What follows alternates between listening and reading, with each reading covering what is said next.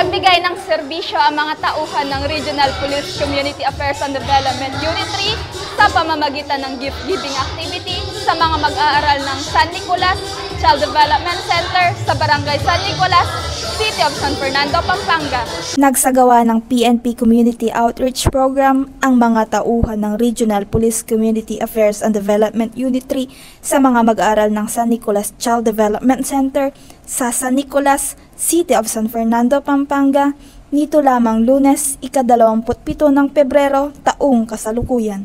Ang naturang aktibidad ay pinangunahan ni Police Lieutenant Colonel Alex M. Apolonio, Officer in Charge, kasama si Police Major Raquel M. Pagnas, Assistant Chief ng Arpicado 3. Matagumpay ang aktibidad na kung saan sila ay namahagi ng school supplies at snacks sa mga mag-aaral ng naturang paaralan kung saan labis naman nilang ikinatuwa. Ipinahayag ni Miss Clarissa Obante, guro ng daycare center, ang kanyang pasasalamat sa ating mga kapulisan.